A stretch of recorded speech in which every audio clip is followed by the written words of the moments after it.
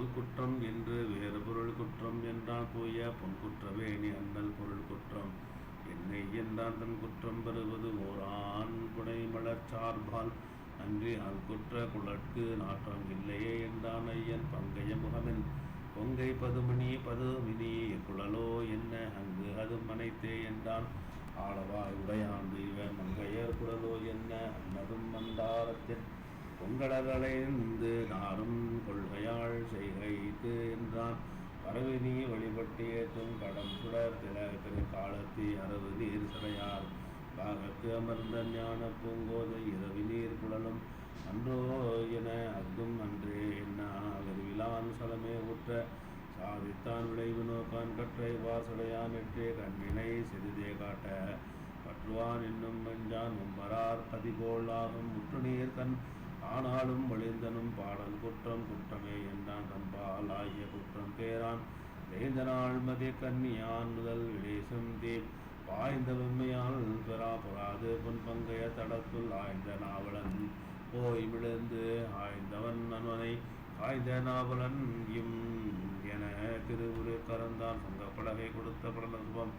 ஈரனை கரையேற்றிய படலம் ஆரணை பொடி கண்டவர் ஹந்தன மைந்தனுக்கு ஆறுநல் கனக கிளி கீர்ந்தது அரைந்தனம்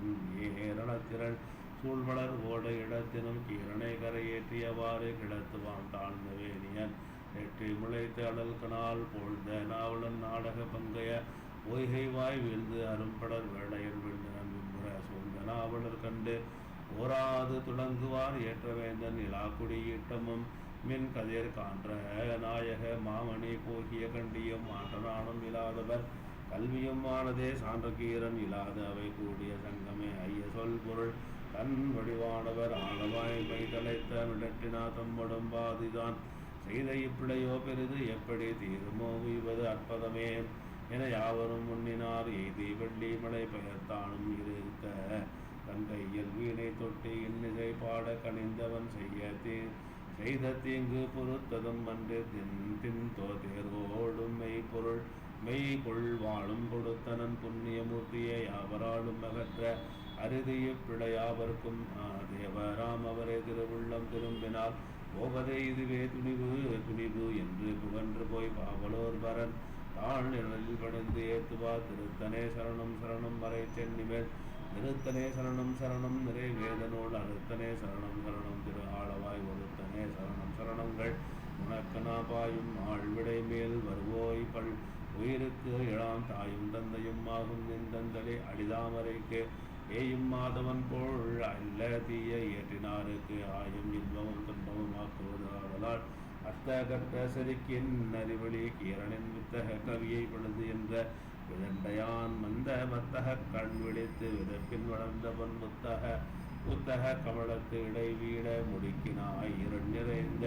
இடநடிகளில் எற்பிடை கருணை செய்து பொறுத்து அருள் என்ற கபிலனும் கரணனும் முதலாகிய பாவலர் யாவரும் சரணம் என்று விடந்து இறந்தார் அடி சாரவே அக்கீர வேளை ஆழம் ஐந்தையன் கருணை வள்ளல் கிக்கீர மழலை தீன் சொல் இறைவியோடு எழுந்து போந்து நக்கீரன் கிடந்த செம்பொன்னின